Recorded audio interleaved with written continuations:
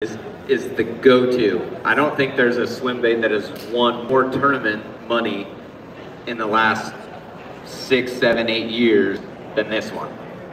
Especially, and most of that would come in the springtime. Pre-spawn fish, give you guys kind of the perfect scenario. Pre-spawn fish, water temps are mid 50s to upper 50s, maybe even low 60s. You've got a nice warming trend, and you've got some sunshine with a little bit of chop on the water. That is ideal, perfect conditions. So in a few months, that's gonna be coming up here. I know you guys don't get a lot of wind here, so you might have to struggle for that. Nobody even got that. You guys need some coffee or something down there. So that is ideal conditions. The reason for that is you're going to be getting those bigger females, those bigger fish are going to be pushing up into the shallows. They're going to get concentrated. Those warmer temps are going to typically be getting around some type of cover or some type of, isolated piece of structure, which is going to make it easier to target. So I will throw this all over in the spring, just like you would throw a spinnerbait or you'd throw a square bill crankbait down the bank. A lot of times this is my go-to to get a bigger bite and give them a different look. Has anyone ever climbed the ladder? When I make this cast, you'll see what I'm talking about, but the reason that I think this bait works so well is how slow it moves through the water, but how fast the tail kicks. Right, so many of you have probably heard of rate of fall, right, which is how fast that bait falls from the surface to the bottom. Talk about this a lot. You also have rate of stall, which is how fast that bait moves from the end of my cast back to me. So this bait has a very slow rate of stall. The difference is that the tail, or if you compare this to a lot of other swim baits, the tail is kicking what I would consider twice as fast as what it is moving forward. So in a fish's brain, what that tells them, trolling motor, or that, see, my mind's on fish, I'm thinking trolling motors. How fast you turn up that treadmill, you're not going anywhere. It's kind of the same concept, right? So as this bait is moving slow, it's kicking really fast. Like it looks like it's trying to get away and get away. Well, that is a mechanism in a bass's brain or any predatory fish that is an easy meal, right? It's something that's trying to get away. So two things that will trigger a reaction strike in a predatory fish. A dying bait fish, or something that is a fleeing bait fish, something trying to get away. Okay, so in this sense, we are playing to that part of their brain that is hardwired to say, hey, this fish is trying to get away. We're playing to that mechanism, but then we're serving it up on a platter going, it's not moving very fast, so you don't have to work very hard. It's kind of like if I walk up to you and I say, hey, you want some Doritos? You might say, nah, I'm good. But if I Dorito, you're probably gonna stick your hand in there and grab a Dorito, even if you're not hungry. You're like, hey, it's the opportunity. I do like the taste of nacho cheese Doritos. I'm gonna have one or two. Bass is exactly the same way, right? So I'm making the cast. Imagine that this is the edge of a dock. I'm either gonna skip, I may pitch, but I'm gonna go right down the edge of that dock and I'm gonna slow reel this thing back to the boat. Slow reel, right? Giving that fish the opportunity. In the springtime, if any of your lakes have docks, a lot of the lakes we do, in the springtime, they will get underneath those docks and they will actually, wish I wouldn't have told people that. Those black floats are gonna hold that heat and the fish will actually get to where their backs are almost touching those floats. And they'll do it really early in the spring if you have pure northern strain largemouth. Florida strain largemouth, they're not as tough. They don't like the cold weather. So they might be a little bit different. But up here where you've got pure northern strain around my house, out of the country, those fish will suck up really high in the water column to absorb that heat, absorb the sunlight. And that's where this bait is really gonna shine. Because you can see, I can sink it down. It doesn't sink that fast. But as I start reeling it, it sits pretty high up in the water column. And so we're giving them the opportunity by moving it slow through that strike zone, but triggering their brain with it being super fast. Super fast kick. So one little trick that I do is I'll take these little tungsten pagoda sinkers, right? These are actually made for Nico rigging. And they come in various different sizes, but I'll take these little Eco Pro tungsten ones, and you want tungsten so that it's more dense and you're gonna get more weight in a small package. This is a 3/32. But this bait will come rigged with this treble hook.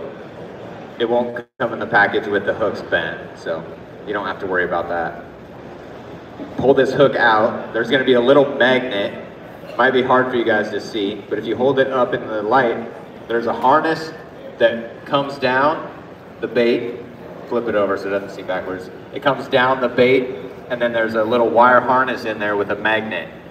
And there's a split in the belly where that treble hook is and where that sits. I'll take this little sinker and I'll slide it up inside of that slot, that hook slot, and I'll start to push it into that bait. Now you want this weight sitting parallel with the back and the belly, about mid body of the bait. Okay, so we'll go in through that little hook slot above that magnet and that harness, and take your time. You don't want this weight to go in sideways because it's gonna wanna kick the bait off to its side. So you wanna make sure that you take your time, try to go in nice and straight, at a nice parallel angle as much as you can. Right, measure once. Measure twice, cut once. I'm typically measure once, cut twice kind of guy, but not when it comes to fishing. Okay, so now what that's gonna do is, there's nothing blocking that hook, so it can still swing free on the swivel when we hook one, but it can all sit up against that magnet so that it's gonna hold in place. And that's gonna help this come through the cover a little bit better. But what that's gonna do is that's gonna change our rate of fall. So that bait is gonna fall a little bit faster, and it's gonna allow me to fish that bait just a little bit deeper. So if those fish are sitting down a little bit deeper, whether maybe on a bluff wall or you wanna fish it a little bit further down, you guys notice how much deeper, how that bait runs further down? Now it's gonna run deeper the further you cast. I'm limited on how much space I got here.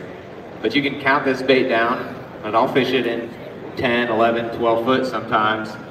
Get it down there and then just slow reel.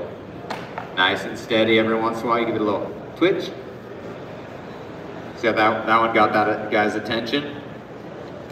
So as you practice, you will start to feel, you notice how those fish want, those spines stick up, they drive into the roof of their mouth, they can't swallow it, they either have to, spit it back out or they're just stuck. I've actually seen fish try to eat a crappie or bluegill that's too big and they can't get it down. You see this a lot, like on Lake El Salto or Falcon, where they got big tilapia. They'll try to eat one of those.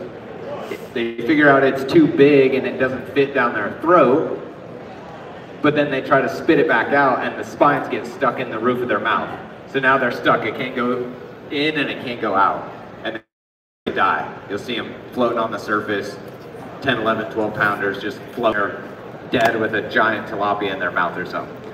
So they've learned over time, right? Don't be Jim that tried to bit off more than he could chew. So what they do is they come up behind this bait. It doesn't matter if it's glide baits, soft swim baits, they all do the same thing. And this is how you really learn if a fish is gonna bite or not. They will come up behind the bait and they will slide off to the side. If a fish is tracking back here, it's probably not gonna bite. If he gets up here and he's tracking and he slides off to the side, he's getting ready to eat that bait. Because what he wants to do is he wants to slide over and he wants to eat it head first so that he can push that bait down, right? If he bites off more than he can chew, literally, well then he's got a problem. But they want to eat it head first so that most fish are going to slide easier down their throat. So pay attention to that of how those fish are tracking it, because you will see a lot of these fish. You know, you got clear water, a lot of times you'll be driving by and you see that it works in nearly every water condition all over the country. The only time I switch is if I'm in real clear water. I'll go to what is called a whiteback shad, and it's just a little bit more transparent. So it's a little bit more see-through, it's got a little more sparkle to it, and then it's got a lighter kind of grayish blue looking back to it. And those are my two go-to colors in the 6-inch. Now, as you progress, you can step up to the 8-inch or even the 10-inch. I will tell you, have any of you ever fished the James River? Nobody? Perfect. I don't have to worry about giving away my secrets. So we had a Bassmaster Open on the James River. And I found this really special, unique bite. It was a 1-cast deal, and I was catching them on a 6-inch mag draft. But I would only catch 2 to 4 pounders. And I knew there were bigger fish around, and I'd make that cast, 4 pounder, make the caster, great. But I knew there were bigger fish.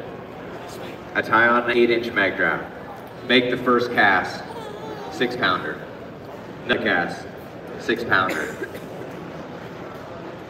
Those big fish, they were keying in on big American shad that were spawning.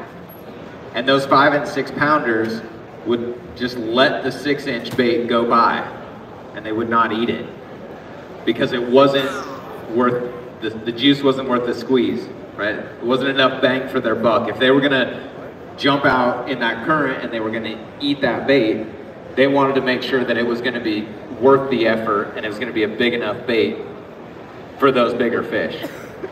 So I would roll up, I would throw the 6-inch, I would catch 2 to 4 pounders, I would catch a limit, and then I would make 15, 20 casts and not get another bite. And when I mean it's 1 cast, it was literally the width of this tank. So I'd just sit there, roll cast up, start reeling it back, bam, get a bite. Catch that one, make another cast, reel it back through, bam, get another one. And then I would do that and then just not get any more bites. Tie the 8-inch on, first cast, 6 pounder. Next cast, 6 pounder. So there are times when stepping up to a bigger size, if you are in a lake, like if you're at Shelbyville, you probably don't need an 8-inch. If you're at Decatur, sorry, most of you that just fish in Illinois, you could probably get away with a 6-inch bait most of the time.